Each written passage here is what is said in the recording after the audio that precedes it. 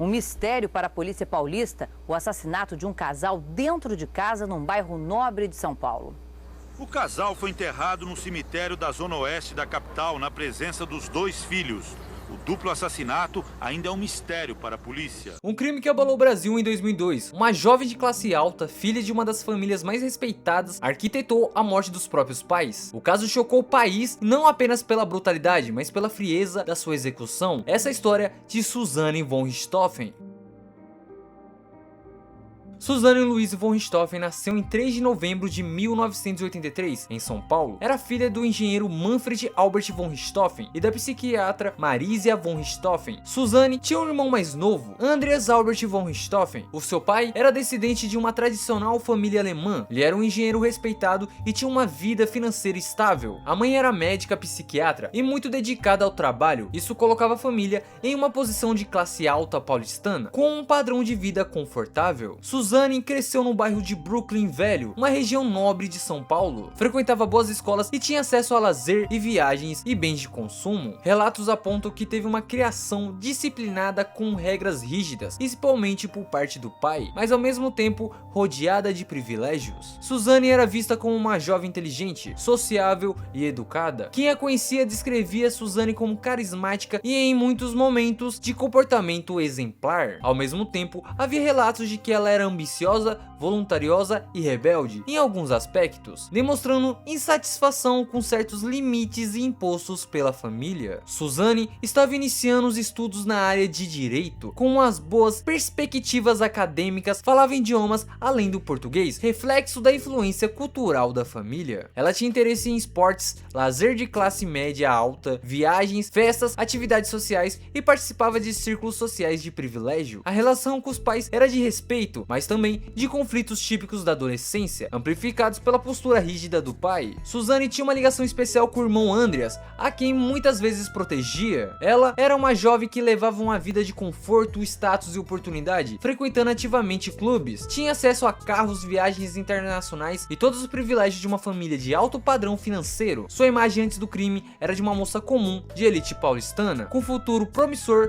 boas condições e possibilidade de seguir uma carreira de direito. Christian Cravinhos de Paula e Silva nasceu em 21 de novembro de 1975, em São Paulo, filho do escrivão aposentado Astrogildo e da professora de pintura Nádia. Cresceu em um lar modesto, mas unido, numa vila em São Paulo. Desde cedo demonstrava gosto por mecânica e veículos, principalmente motos. Costumava mexer em motores junto com os amigos da vizinhança. Christian era descrito por vizinhos como o mais impulsivo e briguento. Chegou a ter algumas discussões com moradores da vila por causa de barulho ou problemas do dia a dia. Apesar disso, mantinha uma vida relativamente comum, próxima da família. Já seu irmão, Daniel Bento de Paula e Silva, nasceu em 26 de janeiro de 1981, em São Paulo. Desde muito cedo, Daniel mostrou-se disciplinado e dedicado a hobbies técnicos. Aos 13 anos, entrou para o aeromodelismo e não foi apenas um passatempo, se tornou parte central de sua vida. No aeromodelismo, Daniel conquistou destaque nacional e internacional, foi campeão em torneios estaduais e nacionais. No Mundial de 1998 em Kiev, Ucrânia, ficou entre os 5 melhores do mundo, era conhecido por ser meticuloso, construía e pintava seus próprios modelos. Chegou a viver financeiramente dessa atividade, cobrando valores altos pela confecção de aeronaves personalizadas. Daniel também ingressou em Direito na Unip, mas ficou apenas 6 meses e trancou o curso por falta de interesse. Optou por continuar se dedicando ao aeromodelismo e aos trabalhos manuais. Descrito como reservado, inteligente e perfeccionista, diferente de Christian, seu irmão, não era tão explosivo, mas tinha forte ambição pessoal. Seu círculo social girava em torno de amigos ligados ao aeromodelismo. Suzanne conheceu Daniel em 1999, quando ela tinha 15 anos e ele 18. O primeiro encontro aconteceu em um clube de aeromodelismo. Suzanne foi apresentada ao ambiente por curiosidade, junto de amigos. Logo no início, ela se interessou pela personalidade calma e dedicada de Daniel, diferente dos garotos que conhecia em seu círculo social mais abastado. O namoro começou de forma simples e escondida, pois Suzanne temia a reação de seus pais, que eram eram muito rígidos. Para Suzane, Daniel representava uma espécie de liberdade, alguém que não fazia parte do mundo elitista e disciplinado que os mantinham. Já para Daniel, Suzane era uma jovem educada e bonita e de classe social alta, algo que o atraía bastante. A família von Richthofen tinha um padrão de vida elevado, mansão em bairro nobre de São Paulo, viagens internacionais, herança de prestígio alemã e rotina rígida. Já os cravinhos viviam em condições mais simples. Essa diferença fez com que os pais de Suzane reprovassem o namoro desde o começo. Manfred achava que Daniel tinha interesses financeiros e Marise acreditava que ele era uma má influência e não tinha ambições de carreira sólida. Mesmo com a oposição da família, Suzane e Daniel passaram a se ver às escondidas. Suzane mentia para os pais sobre onde ia e encontrava Daniel com frequência. O relacionamento era marcado por passeios em shoppings, cinemas e viagens curtas. Suzane era bem recebida na casa da família de Daniel. Em contraste ao desprezo dos pais dela, o namoro causava brigas constantes em sua casa. Suzane começou a financiar parte do hobby de Daniel, comprando peças, materiais e até ajudando em campeonatos. Isso aumentava a tensão com os pais dela, que viam o relacionamento como um desperdício de tempo e dinheiro. Suzane chegou a se afastar de amigos e familiares para viver mais próxima da rotina de Daniel. O envolvimento se tornou cada vez mais problemático para a família Richthofen. Os pais tentaram proibir o namoro, mas Suzane não aceitou. Seu irmão Andreas também não aprovava Daniel, achando que ele não se encaixava no padrão de família. Para Suzane, essa pressão aumentava a sensação de que Daniel era a única escolha para sua vida, diferente da que os seus pais planejavam. Daniel era visto como dependente emocionalmente do relacionamento. Suzane, por outro lado, tinha uma postura de liderança, tomando decisões e articulando a vida do casal. Eles eram descritos por amigos como um casal muito grudado e intenso de ficar separados. Manfred e Marisa desaprovavam o namoro e queriam que Suzane se afastasse de Daniel. Com o tempo, essa oposição se tornou uma obsessão para o casal. Segundo as investigações, a ideia de matar os pais seguiu em conversa entre Suzane e Daniel em meados de 2002, pouco antes do crime. Suzane sabia que herdaria uma fortuna caso os pais morressem. Essa fortuna permitiria que ela e Daniel vivessem sem preocupações financeiras. Parte do atrativo para Daniel era que ele poderia investir no aeromodelismo, comprar carros e sair da vida simples. Suzane dizia que os pais eram repressores e não deixava viver como queria. O assassinato seria para ela uma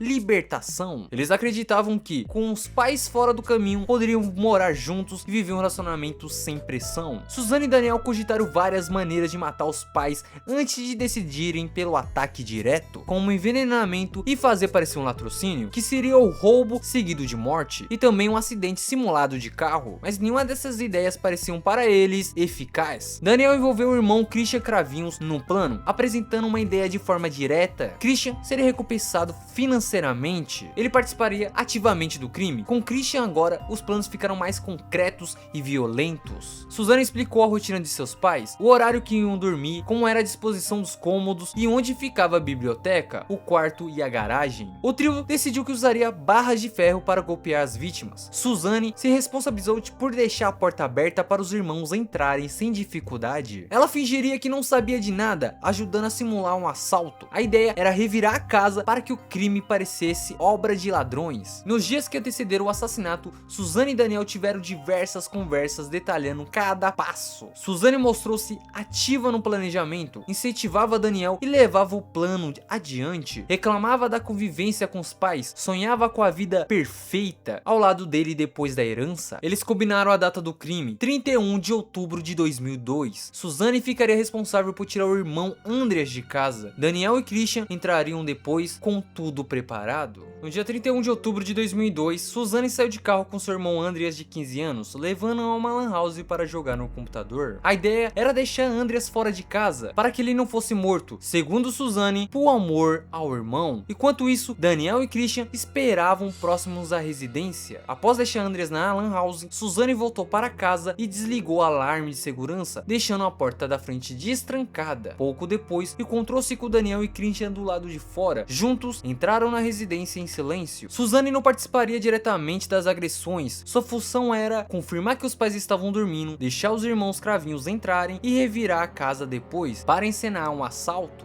Por volta das 11h30, Daniel e Christian subiram as escadas com as barras de ferro escondidas, em direção ao quarto de Manfred e Marisia, que ficava no andar superior. Suzanne ficou no andar de baixo na biblioteca, esperando o crime acontecer. Então, a execução começou. Christian foi até a porta e se posicionou. Daniel entrou primeiro e atacou Manfred, pai de Suzanne, que estava dormindo. O golpe de barra de ferro na cabeça foi brutal, mas não o matou imediatamente. Manfred tentou reagir, mas recebeu outros golpes até ser morto. Enquanto isso, Marisia, mãe de Suzanne, acordou com barulho. Christian atacou também com golpes violentos na cabeça. Ela tentou se defender, mas foi rapidamente dominada e morta. Segundo laudos, as vítimas sofreram múltiplos traumatismos cranianos e morreram praticamente na hora. Após o duplo homicídio, os irmãos Cravinhos e Suzanne reviraram a casa, abriram gavetas, derrubaram objetos no chão e levaram uma boa quantia em dinheiro. Tudo isso para simular um latrocínio. Suzanne, com a frieza, foi até o quarto dos pais mortos e pegou uma quantia em dólares que sabia onde estava guardada. Depois de terminarem a encenação, Suzanne, Daniel e Christian deixaram a residência pela porta da frente. Suzanne ainda foi até a lan house buscar Andreas, como se nada tivesse acontecido. Mais tarde, foram dormir na casa da família Cravinhos, tentando parecer despreocupados. No dia 1 de novembro de 2002, a polícia foi acionada pelo caseiro, após eles estranharem que Suzanne e Andreas não apareceram e que os pais de Suzanne não respondiam ao seu chamado. As vítimas, Manfred e Marisa, foram encontrados mortos na cama, cobertos por toalhas. Os investigadores perceberam divergências importantes em relação ao latrocínio. A porta da frente estava simplesmente destrancada, pois não tinha sinais de arrombamento. O alarme não foi disparado, sugerindo que alguém de dentro poderia ter desligado. Itens de valor, como joias e eletrônicos caros, não foram levados, apesar da tentativa de simular um roubo. A conclusão inicial foi que a cena foi provavelmente forjada para parecer um assalto, mas havia indícios de participação de alguém de dentro da casa. A polícia investigou funcionários da residência, vizinhos e familiares próximos. O objetivo era entender a rotina dos pais de Suzanne e quem poderia ter acesso à casa sem arrombamento. Pegadas e marcas de sangue foram analisadas para entender a movimentação de dentro da casa. O exame da porta da frente e janelas confirmou a ausência de violação forçada. Resíduos de objetos de metal e barras usadas para golpear foram identificados, indicando o uso de instrumentos contundentes que não pertenciam às vítimas. Gavetas e armários foram abertos. Muitas coisas de valor permaneciam intactas, reforçando a ideia de simulação. Andreas, irmão de Suzanne, relatou a saída com ela, mas não havia testemunhas suficientes para confirmar o tempo exato. Os investigadores observou um comportamento atípico de Suzanne, como a frieza aparente, pouca reação emocional genuína e desatenção que detalhes que qualquer filha teria observado em relação à morte dos pais. A polícia começou a construir a hipótese com base em perfil comportamental. O crime parecia muito planejado e direcionado, não aleatório. As vítimas eram uma família rica, mas a quantia roubada era pequena. Isso indicava motivo pessoal e planejamento interno, destacando a maioria dos assaltos comuns. O namoro de Suzanne com Daniel foi descoberto. O histórico de conflitos com os pais constantes, brigas sobre a proibição do namoro, foi documentado. Amigos próximos da família foram ouvidos sobre a tensão entre Suzanne e os pais. Essas informações começaram a conectar Suzanne ao crime, mesmo antes de qualquer confissão. Após a perícia inicial e análise de cena do crime, a polícia já desconfiava fortemente de Suzanne e dos irmãos Cravinhos. Os investigadores chamaram Suzanne, Daniel e Christian para depoimentos separados, criando tensão psicológica e oportunidade de confronto com evidências. Christian foi o primeiro a demonstrar fragilidade, sentindo pressão intensa durante os interrogatórios. Inicialmente, ele tentou minimizar sua participação, alegando ter sido apenas testemunha ou coadjuvante. A polícia mostrou provas com impressões digitais, pegadas e evidências de presença no quarto das vítimas. Diante disso, Christian acabou admitindo ter participado do ataque, detalhando a execução da mãe e a entrada na casa. Daniel foi confrontado com as inconsistências de seu álibi, gravações de telefone e relatos de vizinhos. Inicialmente, ele tentou transferir a responsabilidade para Suzanne, alegando que ela teria coagido ou incentivado o homicídio. Depois da pressão psicológica e confrontos com provas materiais, Daniel detalhou o momento em que entrou na casa, os golpes que desferiu a Manfred, a dinâmica com Christian durante o assassinato de Marisia. Admitiu também a participação de Suzanne no planejamento, como abrir a porta e fornecer informações sobre a rotina dos pais. Suzanne permaneceu negando, alegando que não sabia do que os irmãos fariam e que apenas seria deixada a porta aberta. A polícia utilizou técnicas de confronto psicológico, apresentando coletando evidências digitais, mensagens trocadas com Daniel sobre os planos. Destacaram inconsistências no álibi, como tempo suficiente para entrar na casa antes do ataque. Diante da pressão, Suzane acabou admitindo que planejou o crime junto com Daniel, que sabia que Daniel e Christian pretendiam atacar seus pais, que abriu a porta e ajudou a encenação do assalto para disfarçar a autoria. O crime aconteceu em 31 de outubro de 2002, mas o julgamento só começou em 2005, quase 3 anos depois. Suzane, Daniel e Christian foram denunciados pelo Ministério Público pelos crimes de homicídio triplamente qualificado, homicídio por motivo torpe, que é ganância, homicídio por recurso que dificultou defesa da vítima e homicídio cometido mediante a concurso de pessoas. A acusação destacava que Suzane planejou o crime e Daniel e Christian executaram, e todos tentaram simular um assalto. Suzane alegou a influência de Daniel e afirmou que não tinha intenção direta de matar os pais, então abrir a porta e fornecer informações, minimizando seu papel no planejamento. Os advogados enfatizaram seu perfil de filha e adolescente sob pressão familiar, buscando atenuantes. Daniel inicialmente tentou transferir parte da culpa para Suzane, depois de admitir participação direta, mas alegou que a execução foi influenciada pela pressão emocional do relacionamento. Christian admitiu a participação da morte da mãe de Suzane e a execução do plano, defendeu que agiu sob influência de seu irmão Daniel. O julgamento foi realizado no Tribunal do Júri em São Paulo, em sessão aberta ao público e à imprensa. Após meses de julgamento, o Tribunal do Júri condenou os 3 réus. Suzane von Richthofen foi condenada a 39 anos e 6 meses de prisão, reconhecida como mentora do crime, com planejamento ativo e participação direta, com a pena reduzida em parte por sua conduta no pós-crime, como não ter envolvido o irmão Andreas no ataque. Daniel Cravinhos foi condenado a 38 anos de prisão, reconhecido como executor principal do pai e o co-executor de mãe de Suzane. Christian Cravinhos foi condenado a 38 anos de prisão, reconhecido como executor da mãe e participante do planejamento. Suzane e os irmãos Cravinhos recorreram das penas. Suzane teve alguns benefícios previstos no regime brasileiro, como progressão para o semiaberto após cumprir parte de sua pena. Daniel e Christian também tiveram progressões de regime, mas permaneceram condenados a longas penas por homicídio qualificado. Após a condenação de 39 anos e 6 meses, Suzane foi inicialmente encaminhada para o presídio feminino de Tremembé, em São Paulo. Tremembé é conhecido por abrigar detentas de alta notoriedade e por manter regras rígidas de segurança. Sua rotina diária era levantar cedo, participar das chamadas matinais e contagem de presas, realizando trabalhos internos como faxina, organização de arquivos e pequenas atividades administrativas. Horários de alimentação e banho eram rígidos e supervisados.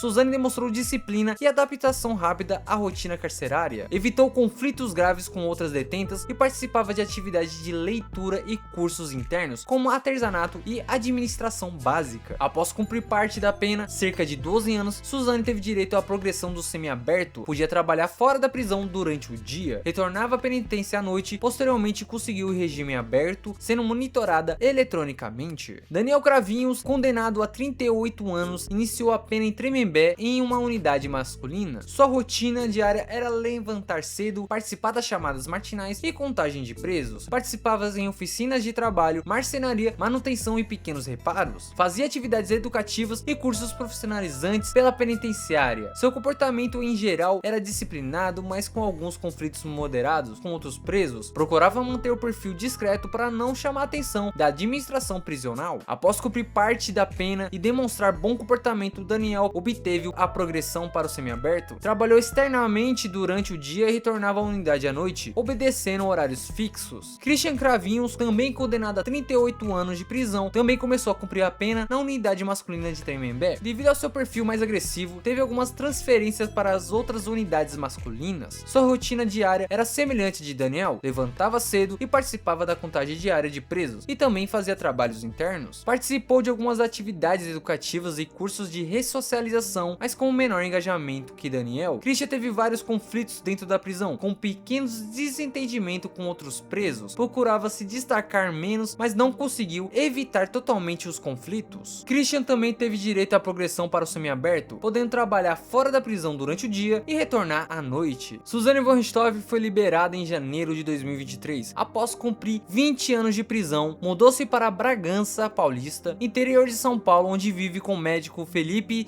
Zecchini Muniz. Em janeiro de 2024, deu à luz a seu primeiro filho, Felipe, no hospital Albert Sabin, em Atibaia. Suzane abriu um ateliê de costura em uma loja online Suzane, buscando reconstruir sua vida profissionalmente. Ela alterou seu nome para Suzane Louise Magnani Muniz, combinando sobrenomes da família materna e a do seu parceiro. Sua presença em cidades pequenas gerou reações diversas entre moradores locais. Daniel Cravinhos cumpre pena em regime aberto desde 2018. Trabalhava como customizador de motos e capacete, atividade que iniciou após a prisão. Casou-se com a biomédica Carol Andrade, adotando o sobrenome dela, também esperando um filho com a esposa e compartilhando momentos familiares nas redes sociais. Christian Cravinhos cumpre pena em regime aberto desde 2017, com autorização para trabalhar durante o dia e retornar à unidade durante a noite, enfrentando diversos desafios para reconstruir relacionamentos familiares, com filhos se afastando devido ao seu passado. Bom, gente, esse foi o vídeo por hoje, espero muito que vocês tenham gostado. Se você gostou, mano, deixa seu like, se inscreve no canal se você é novo e até o próximo vídeo.